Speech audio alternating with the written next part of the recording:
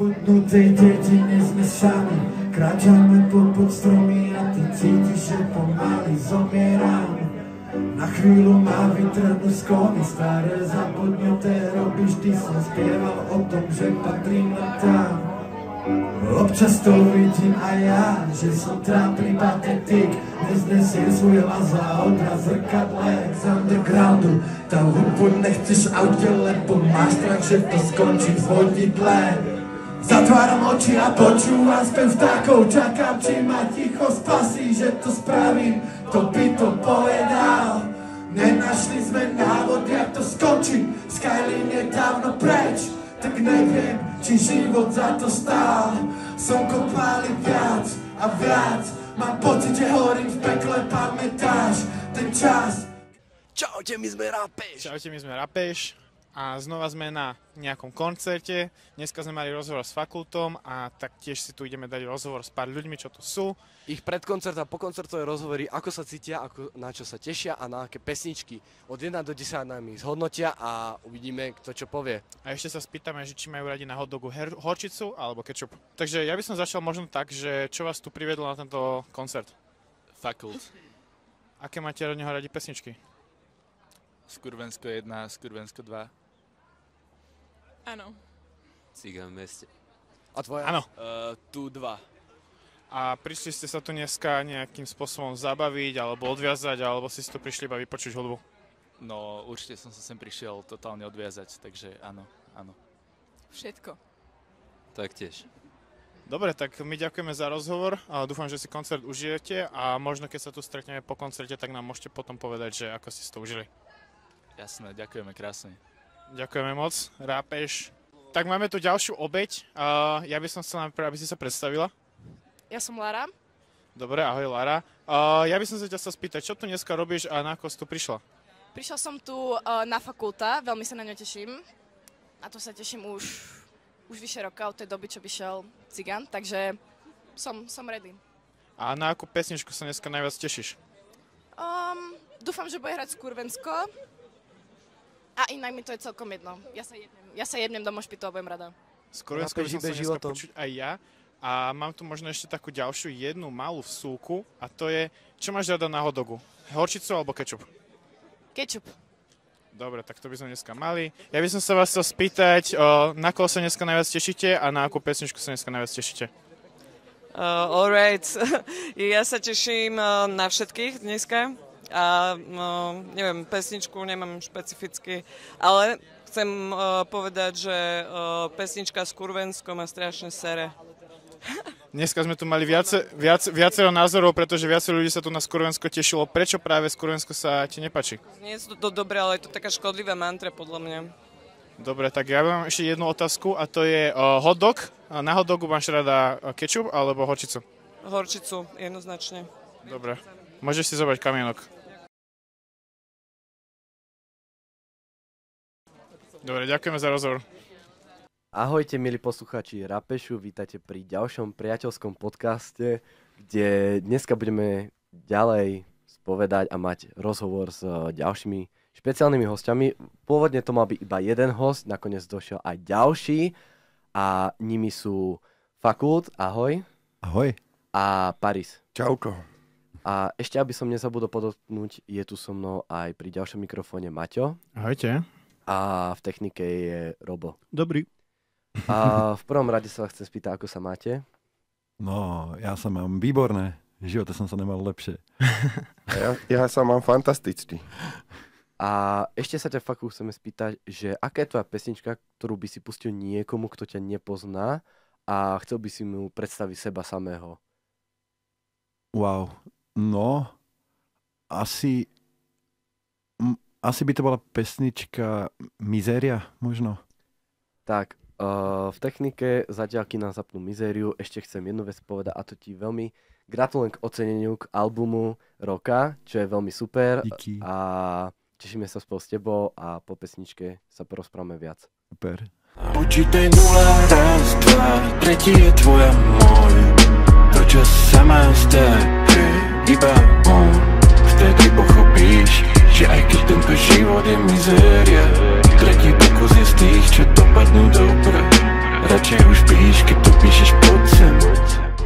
že práve nám dohral track Miseria a myslím si, že poslucháči hneď už dokázali z tohto tracku vycítiť kúsok z teba. Vedel by si nám povedať niečo k tomuto tracku? No, ono to bol, tuším, myslím si, že prvý track, čo bol hotový na album posledný, na album Cigán, že ako v poradí. Takže vlastne týmto je pre teba tak nejak špeciálny. Myslím si, že skôr, že tak hudebné, že je to jedna z takých tých pesničiek, že kebyže ju počujem od niekoho iného, tak by som ju závidel. Z toho vačinu ja vychádzam. A čo bolo nejakým tvojim spúšťačom toho, že si chcel začať nejak rapovať, tvoriť hudbu a vlastne si neskôr založil kapelu? Ja som to od malička, tú hudbu. To bolo, ja si ani nespomínam, že kedy by som ako hudbu, kedy by som nechcel byť hudebník. To už hneď, ak som začal vnímať nejako a učil sa rozprávať, tak ešte predtým som chcel byť hudebník. Takže si už od mala trieskal do hrncov s mamou. Presne tak. Ja som chcel byť najprv bubeník od malička. Až potom nejako sa to pretransformovalo v klavír a tak. A potom neskôr aj bicie. Ale primárne som chcel byť bubeník odjak živa. A v podstate ty si spomínal, že vieš na veľmi veľa hudobných nástrojov hrať a hlavne keď sa ti nejaký dá, tak hneď vieš niečo zahrať na ňom, že chvíľka ti stačí a už vieš. Chcel by si sa naučiť na nejaký netradičný, ako je napríklad fujara, alebo harmonika, alebo či vieš vôbec na to aj hrať? Na harmonike trochu vím, ale fujara, takéto nástroje ma nikdy extra nelákali, možno skôr také, jak harfa alebo cymbál, to by som si rád niekedy vyskúšal, také ma zaujímajú. A chcel by som to hrať na huslách, na tých neviem, nemal som moc príležitosti si vyskúšať husle. Ale husle znie strašne pekne. No. Husle sú veľmi krásne, akože. Ja. A v podstate ku tvojej tvorbe, tak si známy, že robíš aj beaty. A chcel by som sa ťa tak hneď tak priamo spýtať, že robil si niekomu niekedy beat nejakému známemu áčkovému reperovi, o ktorom nevedia ľudia, že ty si ho vlastne robil? Ne, není nič také nepriznané, že by tam nebolo moje meno. Také ne. A možno nejaký beat, alebo tak, na ktorý si možno najviac hrdý? Čo si pre niekoho iného urobil? Áno. A teraz si musím na ho spomenúť. Ale jeden z takých najlepších, čo som spravil, čo sa mi páči, je pre Karla z Milión Plus na Pussikiller. Ten mám hodne rád. Akože, no, ten by som keď tak vypichol asi. Mne sa páči ten na tú moju prším. Jo, ešte to není oficiálne venku, no. Ale Parisovi som spravil tiež veľmi pekný beat. No, tak to sa veľmi tešíme na Parisa. A Paris, na teba mám otázku, prečo práve sa voláš Paris? Prečo ťa to napadlo? No, to som mal asi 14 alebo 13 rokov. A predtým som si hovoril, že R-I-K-S a S-R-I-K a to bolo všetko na graffiti meno. A iba tie písmenka som pospájal tak, že bolo Aris, hovorím, to je pes, tak som dal ešte pre to P. Tak to už je také Paris fucking Hilton, také krajšie. OK. Ono to vzniklo iba kvôli tým písmenkám, nie kvôli slovu, ako významu toho slova, ale čisto iba písmená za sebou poukladané, že S na konci sa mi ľúbi na tých graffiti. A spomínal si teraz, že si robil graffiti, venuješ ešte tomu nejak? No, venujem sa tomu, bohužiaľ, stále. A si chystáš sa na Sever Street Fest? Neviem, minulý rok som bol, aj ten rok predtým a teraz, až to vyjde, tak tam by som išiel. Písal som si s organizátorom ešte asi pred 3 mesiacmi. OK, tak to super, tak to sa to možno uvidíme. Pozdravujeme Filipa. Aj celú bandu, bude to ich posledný ročník. Áno. Počul som, bohužiaľ inak. Raz sme tam aj hrali. No, pred 2 rokmi či kedy? OK, to som nevedel ani. Ja som sa tam akože vždycky ako nejakým spôsobom chystal, mi do toho niečo vošlo, tak dúfam, že tento rok mi to konečne vyjde. No, Denis tam mal koncert. Jo, boli sme tam my a Dušan Vlk sme tam boli. After. Vtipné afterka bola super. No. Tam dostali chlebičky, tam fotili na stole. Catering jak na svadbe, super to bolo. Rodinná oslava v podstate, no. Tak na Kysucech sú ľudia celkom štedrí. Bolo to peckové. Ja by som sa ťa chcel spýtať, že je celkom počuť tvoj trnavský prízvuk, že či ti už niekto povedal, že ti možno nerozumie, alebo tak? No jasné, úplne. Ale ono, často mi aj nerozumejú, že aj keď dám niečo spisovné, že je to také, ale jo, ale ako neboli nejaké stážnosti, alebo tak. To skôr, mne samému to v istom bode začalo vadziť, že akože ja používam ten stále v pesničkách, ten trnavský dialekt, ale o mnoho menej, lebo mi to v istom momente začalo vadiť, keď už to bolo celé také po trnavsky, také zvláštne, akože nesedelo mi to z melódiu a tak. On to vie mať akože celkom dobrý vibe, lebo to je aj tak pôsobí tak osobnejšie zase, ale máš pravdu, že keď tam toho asi nejak veľa, tak to môže pôsobiť rušivo. Jo. A vrátime sa teraz k tvojmu aj detstvu, napríklad ešte keď si začínal všetko, tak si spomenal, že chýbal, nemal si otca vlastne, tuším ti zomrel. Jo, keď som mal 5. Áno, áno. Myslíš si, že ty v budúcnosti, keď budeš mať dieťa, budeš veľmi dobrým otcom tým, že aj nemal si otca, že budeš vlastne mu dávať o mnoho viac, že ti to chýbalo, ale že to tomu dieťaťu dáš 100%. Asi áno. A myslím si, že asi áno, lebo aj celkovo ja vím vychádzať s deťmi tak nejak odjak živa, tak prirodzené nejako, že vím s nimi kecať, vím s nimi pracovať, že niektorí ľudia sú z toho nervózni, keď majú pri sebe decko, ja to zvládam a ako občas si tak predstavím, že aký asi by som bol tatko teda a si myslím, že až by na to prišlo, že asi budem dobrý tatko. Myslím si, že nebudem hovado. Ale ja si myslím, že určite budeš dobrý, lebo keď aj hlavne vychováš koľko detí, však na tých koncertoch máš kopu v podstate detí, ktoré ťa počúvajú a všetci si ťa idú, čiže už tam vychováš tie deti v podstate cez pesničky, ktoré veľakrát pomáhajú tým ľuďom. Ako tiež veľakrát si spomínal, či už ty, alebo aj v rozhovoroch. Yeah. A v podstate, čo je pre teba také úžasné, alebo také, keď prídeš na ten koncert, že či tí ľudia si idú tvoje texty, alebo keď im pomôžeš, alebo čo je také pre teba, že toto je super, táto moja hudba práve pomohla v tomuto človekovi. No, toto mňa vie strašne nakopnúť, keď buď pred koncertom, alebo po koncerte prídu nejakí ľudia a proste povedia, že im to ako reálne pomohlo a že sa ako podakujú vlastne za tú hudbu v tom zmysle, že im to akože v živote ich to niekam posunulo, alebo tak, že to malo takýto dopad na nich. Vtedy ma to strašne pozbudí, lebo ja mám tiež o sebe pochybnosti proste a veľakrát si hovorím, že proste, že možno to není až také dobré, jak si myslím, alebo jak si druhý myslá, alebo tak, že akože zvyknem o sebe pochybovať. Ale toto, keď mi niekto povie alebo napíše, tak to ma vie väčšinou tak vrátiť naspäť a nakopnúť, že robiť veci ďalej. Lebo keď ide konkrétne o koncert, ja mám rád, keď sme na tom stage aj všetko, akože baví ma to, ale ja som bol vždycky skôr človek na ten dopad tých nahrávok a tak. Lebo nikdy som si sám som nikdy moc nechodíval po koncertoch, ani som nikdy si nepozeral nejaké koncerty, ja som bol vždycky človek tých finálnych produktov, tých nahrávok a to boli veci, čo mi menili život. Tak keď vidím, že môj finálny produkt a moja nahrávka dokáže toto urobiť pre niekoho iného, tak vtedy sa cítim, že OK, že má to zmysel, pokračujem. A cítiš sa viac neistý pred koncertmi alebo práve v tom štúdiu, lebo si povedal, že na tie koncerty si až tak nechodieval a tak ďalej, tak že či pre teba je dôležitejšie to podať ten dobrý výkon v tom štúdiu alebo na tom koncerte? Ono sú to strašne odlišné prístupy, lebo na koncerte pracuješ proste s tým, čo je tu a teraz a tam sa musíš naučiť nespanikáriť, keď niečo nevíde a neviem,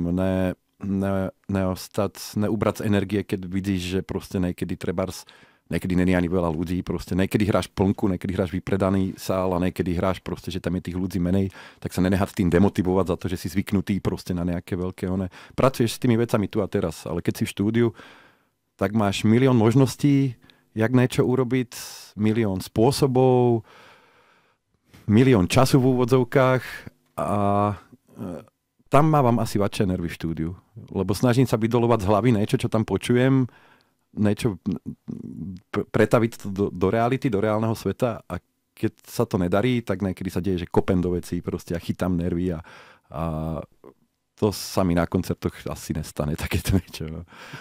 Cítiš sa možno v tom štúdiu práve taký prehltený tými možnosťami práve? áno, s tým sa niekedy učím pracovať, že aby som sa tým nenechal pohltiť. Lebo ja rozmýšľam nad hudbu 24/7 proste v kuse.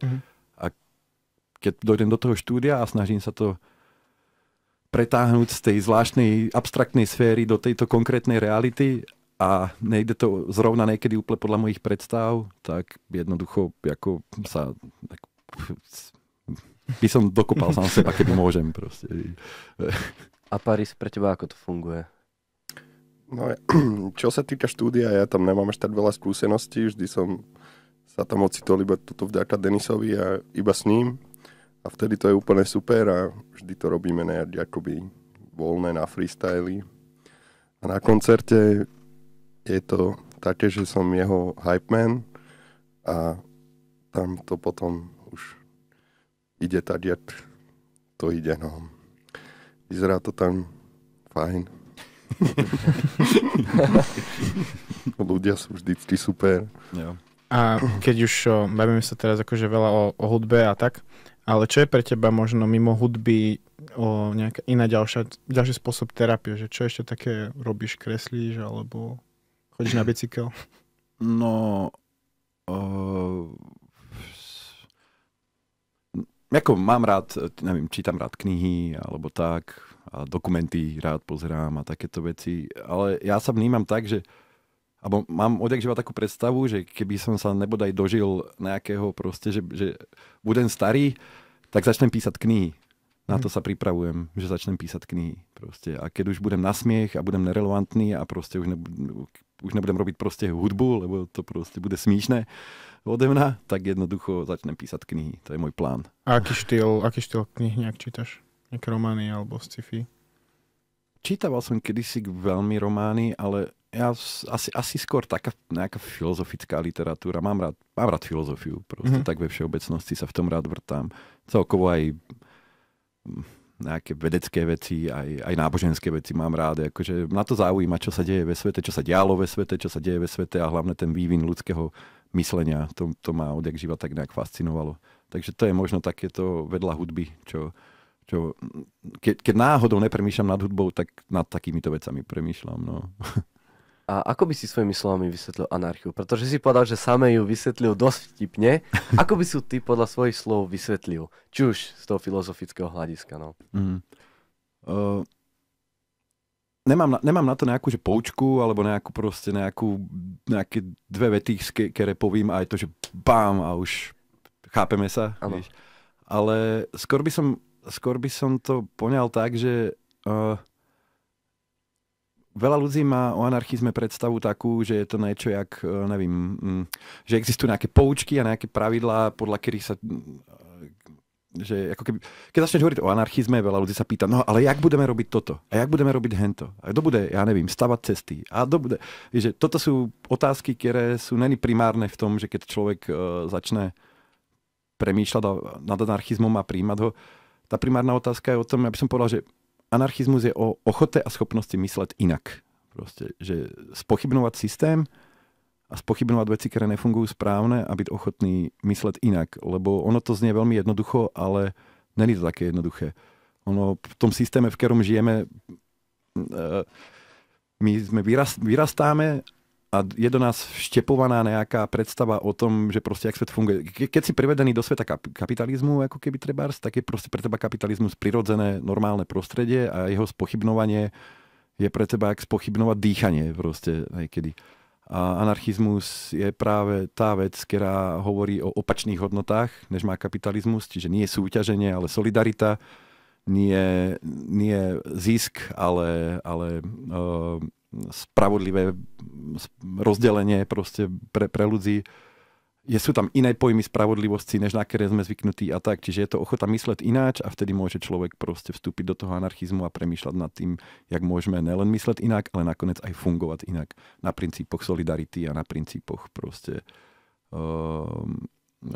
kde primárnym cieľom ľudského života není zisk a nejaké proste zabezpečenie sa v rámci nejakého ekonomického modelu alebo tak, ale kde je tým cieľom vlastne povedzme naplnenie nejakého toho prirodzeného ľudského práva a jednoducho žiť svoj život naplno.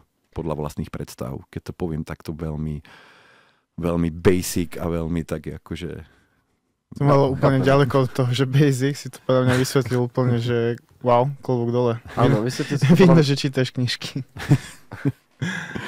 Podľa mňa si to vysvetlil úplne super, ale chcel by som vedieť, čo bol takým tvojim spúšťačom? Prečo sa ti tento v podstate režim prestal páčiť? Alebo celkovo, čo ťa prinútil k tomu si povedať, že toto sa mi nepáči, chcem to inak? Nejaký ten moment, ktorý si zažil v živote a povedal si, že takto to nechceš, aby to existovalo a proti tomu si a vyjadruješ sa tak aj v textoch o tom.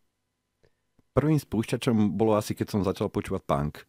Že to bola tá hudba, ktorá akože ve mňa vzbudila nejakú potrebu akože vzdoru, ale počase si, keď si 14-15 ročný punkač, tak si počase uvedomíš, že možno, že vzdoruješ tak nejak iba kvôli tomu vzdoru, že to nejako nemáš jak backupnúť nejakým oným nejakou filozofiou, alebo proste, že to nevíš ani vysvetliť, že rozkopávaš smecáky len preto, lebo proste hrá si rýchla muzika a k tomu sa to hodí, víš.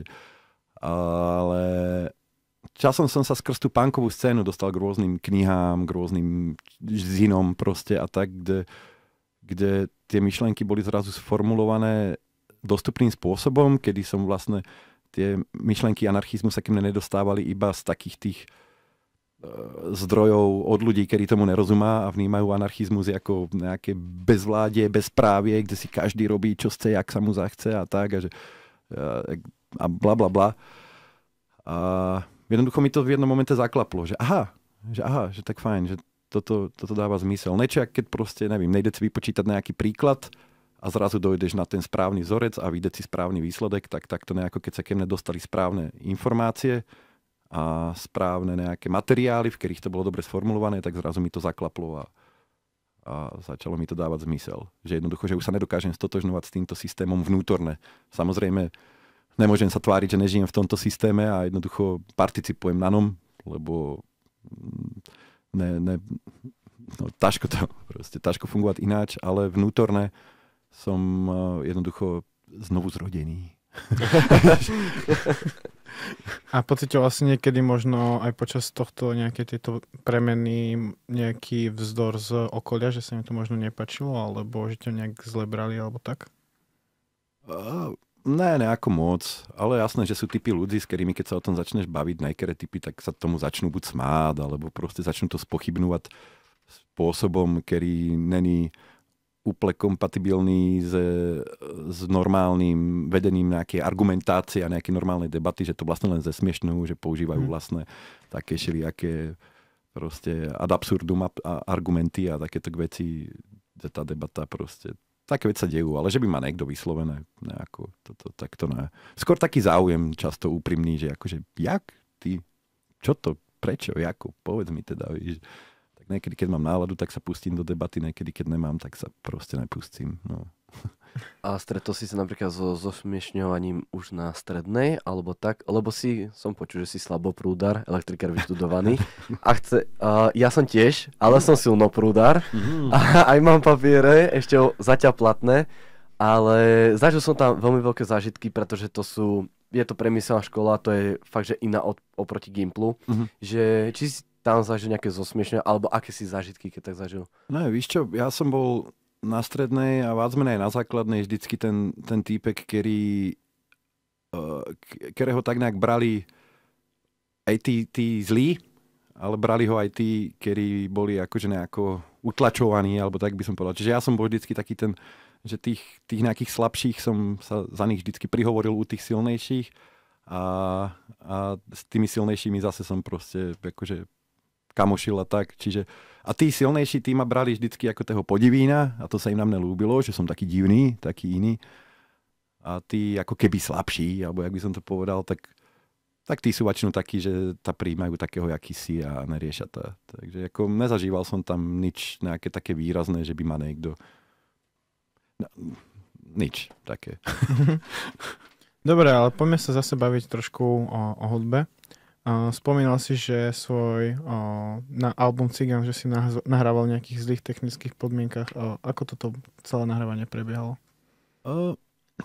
Cigán bol v porovnaní s ostatnými vecami predtým bol ako keby v najlepších podmienkach, ale stále to nejsú proste, že vyslovené, že naozajstné štúdio, nejaké vybavené a ja som není profesionálny zvukár, čiže aj ten môj mix a master je v podstate výsledek nejakej poloamatérskej roboty a tak. Skôr tí albumy predtým tí boli, že sa to väčšinu dialo v izbe všetko. Až Cigán vlastne, no. Až Cigána som vlastne vyslovene robil, že v štúdiu. No. Ale hovorím to štúdio, hovorí sa tomu štúdio, ale je to vlastne iba taká skúšobná, že je taký malý výsek, ktorý je považovaný za štúdio. No. A z tohto najnovšieho albumu si pustíme jednu pesničku a tá sa volá Cigáň v meste.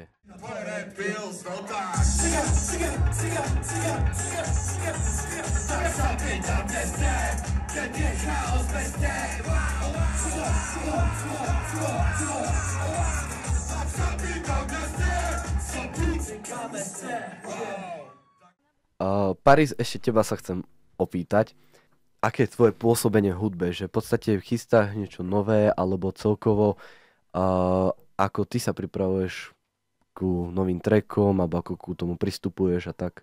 No v prvom rade sme KVLT True a od začiatku chodíme s Denisom robiť Hypeman a to ma najviac baví a máme nahratých aj nejakých 6 trackov s Denisom, také EPčko, freestyleovo, punkovo, všelijaké, neviem. No, surreálne, veľmi surreálne. Hlavne sú tie texty také trošku odinkiaľ. Není to akoby o spoločnosti moc, že napriamo, ale je to tam tak metaforicky všetko povedané. Aj také tí osobné veci sú všetko prenesené do metafor a není to vôbec, že priama reč. No. A beaty robil všetky Denis. Robili sme to tak, že prišli sme do štúdia a mali sme nejaké texty v mobile som mal, alebo na papieroch a beat nebol, tak začal sa tvoriť beat, podľa toho sa potom aj upravovali texty, že to bolo vlastne taký freestyle, skoro úplný freestyle. Tak slobodné, hlavne sloboda, aby bola v tomto štáte, aspoň nemôže byť úplne v svete, na celom svete ju nemôžu všetci mať, tak nech ju máme aspoň my tu doma. Môžeme robiť aspoň hudbu my tu slobodné zatiaľ. No. Slobodu a pivo. Plánuješ možno niekedy v budúcnosti niečo solové, alebo tak? No, toto EPčko máme také a uvidíme ďalej. Hlavne chcem stále byť KVLT Crew, neustupovať od toho. A tvoja motiváciu do toho robiť hudbu je čo? Tiež ťa to iba baví, alebo chceš niečo odkázať? Tak ono sa to vlečie jedno s druhým, podľa mňa. Keby ťa to nebavilo, tak to nerobíš a keby si nechcel odkázať nič, tak tiež asi robíš iba niečo iné. Podľa mňa teda nechcel som nejako uraziť, ale myslím, že tam nemám tomu viacej čo povedať. Ľudia to nepočuli, možno čo počuli je jedna pesnička a tá hovorí sama za seba, tiež volá sa to ODP. Nebudem tu nadávať. A čo ma priviedlo k hudbe, akože ja som nahrával som si už keď som mal, ja neviem, 12 rokov alebo tak, aj 13 kamarátom, také repy na kazetky. Milujem to. Díky. Myslím, že si to zhrnul a máš akože pravdu v tom, že pokiaľ niekoho niečo nebaví, tak asi by to nerobil. Podľa mňa to je blbosť. Rýchla otázka na vás. Obľúbené cigarety. Winstonky, krátke červené. Ja milujem žlté, tvrdé kamelky, ale začal som fajčiť červené Winstonky, lebo sú lacnejšie. Ďakujem, to bola taká rýchla strelná otázka. Teraz ku fakultovi. Ja som iba tak ako keby zhodnotil tým, že ťa každý prezýva, že inteligentný primitív. Tak by som skôr povedal, že možno máš vysoké EQ, čiže emočný kvocient a podľa mňa dosť by to aj sedelo, lebo ako som počul aj tie rozhovory a celkovo, veľmi sa vieš vyjadrovať aj čo sa týka emócií a hlavne to aj vkladáš do tých textov, kde to je veľmi veľakrát dosť počuť. Ja. A hlavne aj ty si prežil obdobia, kedy si tie emócie silno prežíval. Čiže ako by si sa opísal z takého hľadiska, že možno tak vnútornejšieho? Viac. No, v prvom rade s tým inteligentným primitívom, to som si sám zavaril, vtedy to som povedal proste len tak som to treskol ze srandy a ako sa to uchytilo. Ale kebyže sa mám opísať vnútorné, no, ja som asi veľmi, neviem, či slovo hlbavý, alebo jak by som to povedal. Ja som furt zamyslený proste nad niečím. Veľakrát aj vyzerám, že som není zamyslený, ale ja som niekedy tak strašne zamyslený, že absolútne nevnímam, že čo sa deje okolo mňa. A zvedavý. To je asi najviac, čo ma vystihuje. Lebo raz sa ma aj niekto pýtal, že keď tak strašne vykrikujem, že sa zabijem a ja neviem, čo ma tu drží akože vlastne na tento svete. Ja som tak rozmýšľal, že čo vlastne, že okrem toho, že nemám odvahu sa proste zabiť, tak som si uvedomil, že zvedavosť. Že ja som proste zvedavý, že čo sa bude diať ďalej celkovo ve svete, v hudbe, v mojom živote, ve vašich životoch, všade. Že ja proste, že aj kam sa treba, ja posunem, všetko kam sa posunie, či tu za 20 rokov skončíme v nejakej jadrovej vojne, alebo či zhorí planéta, alebo niečo. Som zvedavý, jak to dopadne. Čiže asi to ma najviac vystihuje, akože nejako vnútorné, že je to taká nejaká zvedavosť, ktorá ve mne proste furt nejako horí. A keď dohorí, tak to bude prúser. To potom neviem, čo budem robiť asi. A myslíš si, že tie tvoje problémy, aké máš, či už aj vnútorné, ale aj tie vonkajšie, môže za to aj dnešný svet, alebo aj tie činy, ktoré sa dejú, alebo celkovo systém, aký je, tak môže aj za tvoje činy, aké aj ty robíš? Ono všetko ze sebou súvisí. Ono je veľmi, na tejto otázke je veľmi, veľmi ošemetné to, že buď môže človek strašne ľahko spadnúť do úplného determinizmu, že vlastne veškeré ľudské činy podmiení vplyvmi okolia, ale na druhú stranu zase môže spadnúť do úplne prílišného individualizmu, kedy ako keby totálne vynehá ten vplyv okolia na človeka a dá celú tú ťarchu zodpovednosti na toho jedinca. A pravda je niekde uprostred v tomto. Že na to sú asi odborníci, čo vedia u konkrétnych ľudí posúdiť, že do akej miery je to nejaká podmienenosť, či už aj genetická, alebo proste nejaký vplyv okolia a do akej miery je to vec proste osobného rozhodnutia človeka. Keď vnímam sám seba a svoje haluze a tak je to pol na pol. Určite veľa vecí preukázateľné by som nemusel s ním, nestragloval by som proste ohľadne istých vecí, keby svet nebol taký, aký je a keby nežijem v systéme v takom, akom žijem a nenarodzím sa do takej triedy, do akej som sa narodil, keby mi otec neumre, keď som mal 5, bla bla bla, kadečo. Bol by som asi iný, alebo mal by som inú štartovnú pozíciu, možno. Ale potom je tam istý moment, kedy som som našiel schopnosť, jak analyzovať samého seba a rozhodovať a vedieť niekedy zapreť tieto vplyvy a rozhodnúť sa čisto iba na základe vlastného budrácia alebo srdca, jak sa tak poeticky hovorí, alebo tak. Čiže nedokážem naplno zvaliť všetko na systém okolo. Ja ho väčšinou ani nekritizujem z tejto pozície. Snažím sa čo najmenej obvinovať ľudí a veci okolo mňa čo najmenej. Ale keď sa to ináč nedá, tak niekedy to spravím. Ale primárne sa snažím čo najmenej obvinovať vonkajšie vplyvy. A možno mimo týchto nejakých vnútorných motivácií, alebo teda vplyvov a tých vonkajších, sú ešte nejakí interpreti, ktorí ťa vlastne nejak inšpirovali k tej tvorbe, ku ktorej si sa vlastne dostal dneska, ktorú vlastne tvoríš? No, ono je, zase to budem musieť povedať. už furt to, ale bez toho to proste nejde. Ako pre mňa primárne najväčší Big Bang, čo pre mňa bol aj v rámci tvorivosti a tak za celý život, boli Beatles. To je pre mňa primárny proste najväčší vplyv, čo som kedy mal a mám ho proste, nech robím hociakú hudbu. Beatles sú pre mňa tá jakási modlage, ktorej sa tak nejak chcem vždycky priblížiť. Ale ináč, akože veľmi veľa pre mňa boli také tí klasické mená, jak Bones, Ghostman a Suicide Boys a títo klasické, tento panteón týchto undergroundových bohov amerických, ako keby a tak. To bol pre mňa veľké nakopnutie, že začať robiť proste aj beaty a tak. Som rád, že si spomenul Beatles, pretože vlastne mali sme tu na nich aj otázku, že či ich máš rád, alebo ako či ich počúvaš. A keď už vlastne o nich rozprávame, nejaký tvoj obľúbený album alebo pesnička?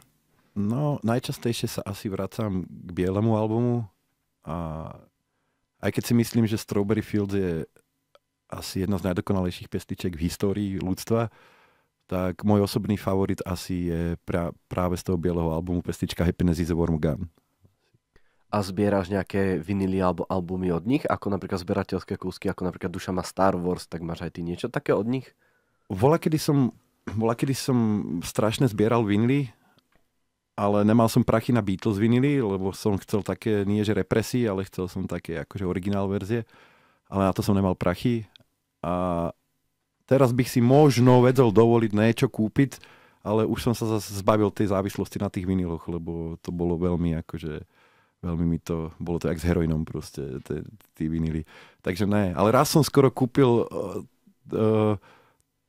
koľko to bolo, ale 3 mm 3 mm kúsek vlasu Johna Lennona aj s certifikátom. Dobre. Aj s certifikátom, akože, že pravosci. Ale nepodarilo sa mi na to nejako zehnať. No. Bolo to niekoľko stovek eur a to ja som vtedy proste absolútne nemal k dispozícii. Takže a hoci kemu by som povedal, počuj, že požičáš mi a že na čo? No, na 2 mm vlasu Johna Lennona. Akože, no tak by ma asi poslal do Rici, no, s tým. A Maťa, ty to máš ako? Ja som není, akože myslíš Beatlesu, alebo... Akože celkovo ako inšpiráciu možno, že alebo že čo počúvaš takto mimo... Mám rád Beatles tiež, je Dennis napríklad a nie je až tak fanatický. Pink Floyd, Clash. Ja mám skôr The Clash tak fanatický, že ich mám rád z tých starších kapiel a ja neviem, čo ma úplne dostalo, bolo keď som mal asi 9-10 rokov a donesol mi kamoš na kazete starú lúzu z 97. 4 skladby, tak doteraz to viem naspamäť všetko odrecitovať. No a to mi zmenilo úplne život. Títo 4 tracky mi fakt zmenili život. To už... Jedna bola o grafitoch, už som si skečoval vtedy a ešte keď som počul toho Riska, to tam nakladá proste na ten systém všetko, no tak hovorím si, že toto ja chcem robiť proste. Takýto byť. To je super, ako človeka dokáže tá forma... Paradox, že som zistil, kto je ten Risk teraz, asi po 20 rokoch.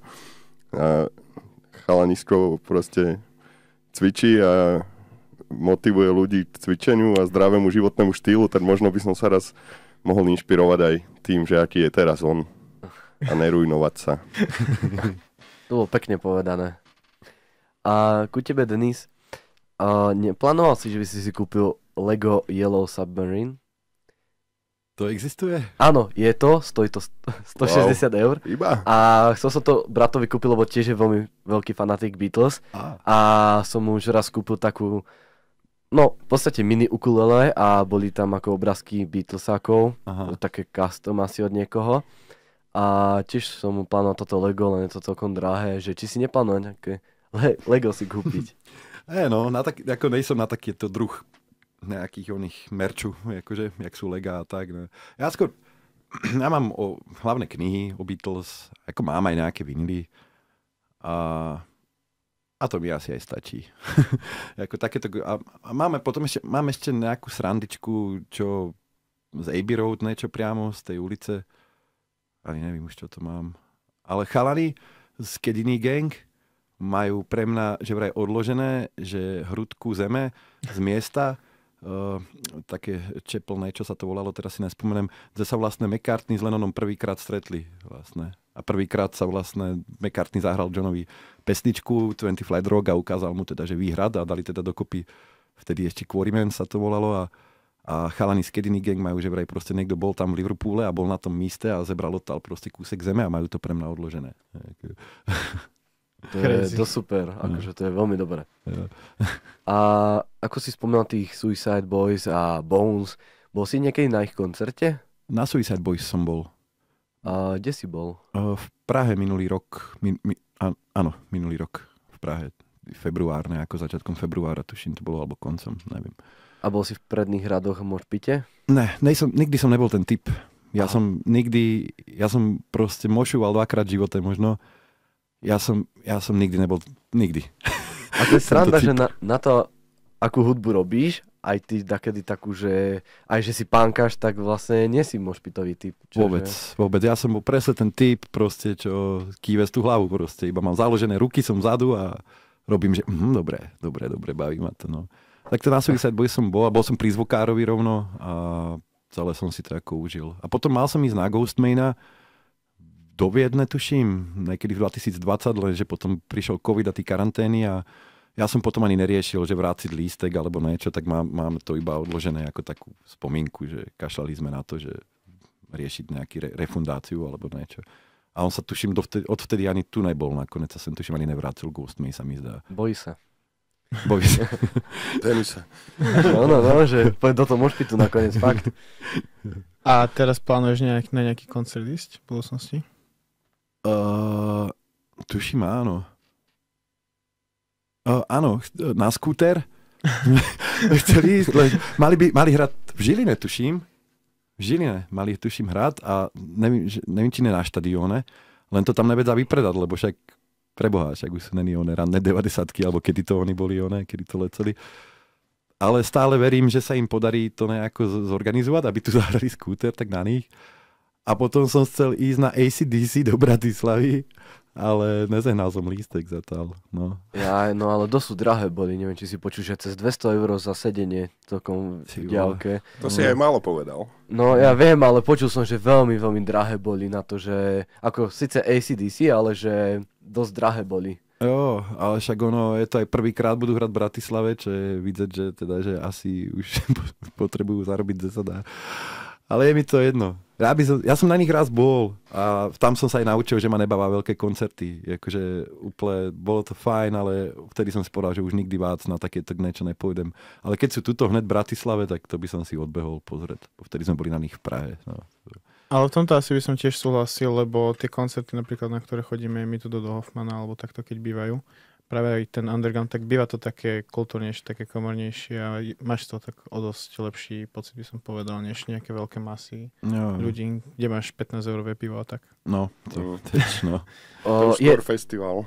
No. Jedno výnimko je Pohoda isto, to musíme akože uznať, že Pohoda má jediné festivaly, kde by som aj ja úprimne išiel, že tam máš tých, ako sa ty spomínal s tým Wilderness, že si to má 10 000 ľudí, to by som si aj ja vedel napríklad predstaviť, že ideš tam, fakt, že tí ľudia si idú iba jedno interpreta, vieš, že ten človek je z underground, takže je to také bližšie, aj tá komunita je vždy taká bližšia. Aj napríklad aj Dušan tam bol s Ronzom a tiež hovorí, že úplne kopu ľudí tam bolo to veľmi záživné, takže takýmto koncertom by som dal veľkú výnimku, pretože fakt, že to je tá energia, ktorú by som bral, ale hej, to je také až prehnanie veľké koncerty sú už, no. Ale k tomu by som aj k tej Pohode, že je tam aj tá vec, že Pohoda to má, musím povedať, že fakt strašne dobre zorganizované tam. Akože ja som zažil rôzne iné takéto gvače festivaly, že keď sme hrali a musím povedať, že fakt, že tá organizácia toho festivalu na Pohode je fakt dosť výnimočná, že je to o mnoho pohodlnejšie než hociaké iné tí festivaly, ktoré spadajú do tej kategórie pohody a tak tí európske, takéto gone. Že to robí tiež svoje, že človek sa tam môže cítiť fakt fajn na tej Pohode, to sa aj musí nehať. Proste. Súhlasím, musím ísť aj ja niekedy na Pohodu, lebo už toľkokrát ma to láka, že už musím jedného dňa tam však to mám tento blízko. rok. No, tam budeme všetci, budeme tam my, bude tam Dušan, budú tam Berlin, neviem, či aj Ronza, či tam není. Neviem, jak to máš. No, však od Prievidze to nie je ďaleko, dobehnem, však čo? No, jasné. Pôjdeme na Pohodu. Dojdeme na Pohodu. Hádam, tam bude Pohoda. No, určite, hej. Ale ešte by som sa chcel vrátiť ku tej inšpirácii. Hovoril si, že A$AP Rocky svojím prvým mixtapom bol veľká inšpirácia. Vidíš, Je to môj obľúbený interpret a chcem sa tým pán spýtať, že či ho stále dodnes si vypočuješ jeho nejakú tvorbu, či si ho fakt, že popúšťaš, lebo ako pre mňa je veľká srdcovka, takže... Jo, pre mňa je král, ako pre mňa je A$AP král a dodnes on kedykoľvek niečo spraví, tak ja som z toho napíchaný proste, že však už nevydáva tak, jak volá kedy, ale keď už niečo vydá, tak je to furt proste iba ukáže, že je král, proste úplný. Ako ja celkovo som tiež veľmi som mal silné obdobie s takými ľuďmi ako on a potom Tyler the Creator a tí mená okolo tam proste, oného... Frank Ocean, áno. je tam aj Jaden Smith, je okolo neho, tuším. A oného som strašne miloval, čo mal ten album Some Rap Songs, ty vole, mohlo mi to teraz vypadnúť. Také veľmi depresívne veci on robil, on aj odvolal turné kvôli tomu, že mal dosť silné depresie. Ne, myslím z toho okolia Tylera, Younglina tiež milujem, ale z okolia tých Wolfgang a proste týchto Odd Future... No, nespomeniem si. To je jedno. Nevadí. Ale miloval som to. Ale A$AP, akože, to je proste úplný král. Súhlasím, tiež som vypíchaný v kuse, tiež keď hociakú teraz vydal tie solové songy, tiež sa teším, že keď už vydá ten album, lebo už veľmi dlho čakám. Yeah. A akože veľmi som tiež zarytý fanúšik jeho. Yeah. Bavili sme sa o Pohode a ja som si vlastne všimol, že na Pohode by si mal chystať vlastne niečo špeciálne, že by si vlastne mal hrať tam vlastne na klavíri a tak odohrať svoj performance. Vieš nám k tomu povedať možno trochu viac, alebo že či to plánuješ možno nejak urobiť aj na tour? No, toto sa udeje, že tento čisto klavírne, to bude iba v rámci toho Pohoda deň, teraz v útorok vlastne, vším. Ono na Pohode to bude iné, než bežne hrávame, ale neviem ešte úplne povedať, lebo ešte sme to nejako neskúšali, takže zatiaľ nič moc k tomu ne, ale bude to iné jak bežné a pravdepodobne to aj od toho momentu už celkovo aj tí koncerty budú vyzerať zase trošku ináč. No ja by som bol najradšej, keby na každý koncert môžu dovoleť piano, no, ale nedá sa to vždycky. No. A teraz, čo bude tá Pohoda den, tak tam bol návrh, tam padol, že či by sme tam ako nezahrali, ale že bude to do 10:00 a nesmí sa hrešiť a jedno s druhým a som ako hovoril Mišovi, že ono to, asi by to moc dobre nefungovalo, že tá energia není moc dobre prenosná jednak do takého priestoru, jak je tam ten rozhlas a cenzurovať to a tak, že to nedáva zmysel. Hovorím, že však tak poďme, že správame komorný koncert proste, že ten bol z toho hned nadšený, tak porad, že zhánajú proste krídlo a tak ja tam zahrám vácero pesniček vlastne v klavírnej verzii. Preto sa to aj volá vlastne, že lebo nechcel som, aby to bolo vyslovené akože fakult, že proste, že ako my, keď vystupujeme bežne, tak sa to nazvalo proste, že Denis Bango hraje fakulta. Proste hrá fakulta. Že idem robiť cover verzie na samého seba vlastne. Cosplay samého seba. Alter ego. Bože. A v podstate tie tvoje videoklipy, čo máš pesnička, napríklad aj Rap Game, má nejaký význam v kontexte hudby? Alebo tých tvojich textov teda skôr? Že skade bereš aj tú inšpiráciu na tie videoklipy, keď už robíš? Na väčšinu napadne nejaká základný vibe toho klipu a možno pár nejakých záberov.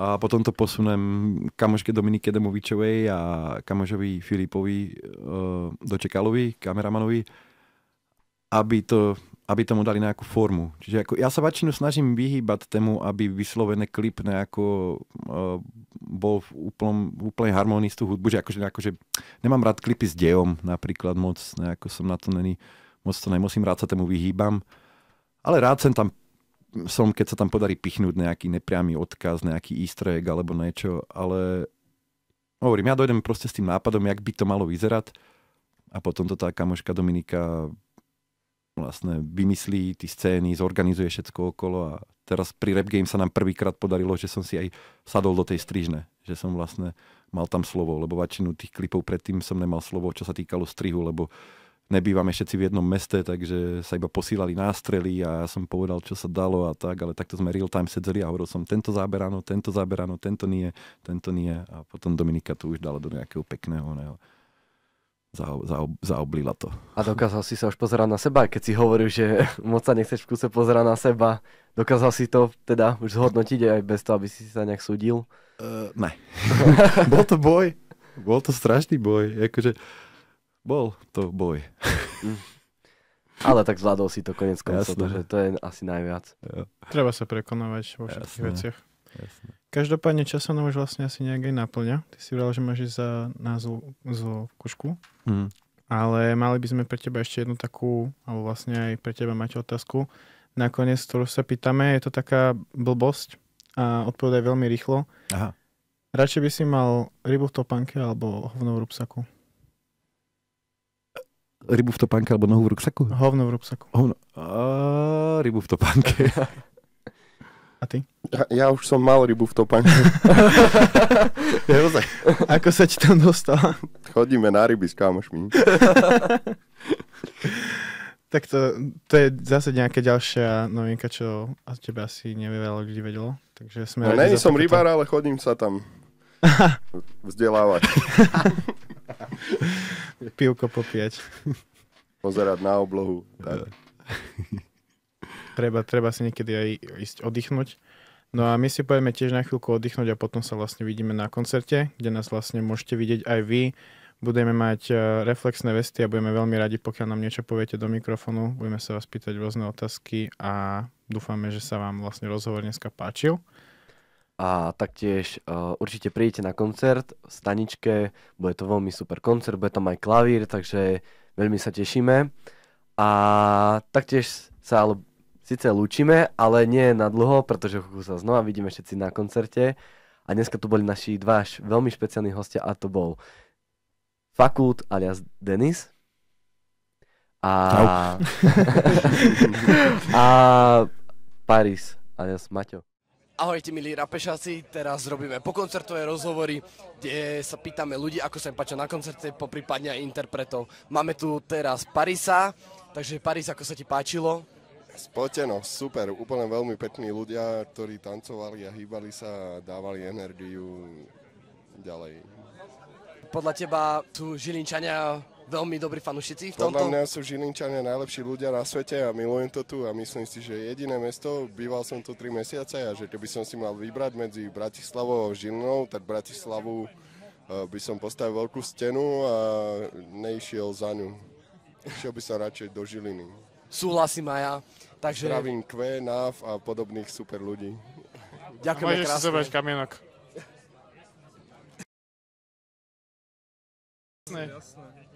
Máš dva? Paráda. Tak dúfam, že si to užiješ. Díky moc. Takže Ireš Rapeš, Žakeles, Fakult a Stanko, poď na to. Pýtame sa, ako sa vám páčil koncert, ako hodnotíte ľudí a ako hodnotíte Žilinčanov. Perfektné. Žilina, najlepšie mesto. Hej, ja to tu úplne milujem, skvelé, nádherné, parádne. Zoberte si kamienok, hoši. Wow, mega. To si iba také prešťastie. Super, tak to som rád, ďakujem. To je pekné. To je aký pekný ráček. My sme Ireš Rapeš, tu máme vlastne ďalšiu obeť na náš rozhovor. Koncerty už skončili a ja by som chcel počuť nejaké tvoje dojmy. No, neviem, ja sa to celkom páčilo, ale na ktorý konkrétny koncert sa pýtate? Akože neviem, či to bol ten prvý, alebo ten druhý, alebo... Tak ako, podľa mňa to bol celkovo taký jeden koncert, takže vlastne najprv bol jeden interpret, potom bol ďalší. Že vôbec to bol ten oddiel. Tam bol prvý koncert, ktorý bol pomerne ten Nue Velte, či ak sa to kurva volalo, mi prišlo také... Neviem čo, ja som to pozeral na Bandcampe, ale moc ma to nezaujalo. Tešil som sa vlastne na Fakult. Ten bol úplne super. Tak neviem, kľudne na to povedz niečo ty. Mňa by zaujímalo, že ktorá pesnička sa ti najviac páčila, že či si bol v mošpite.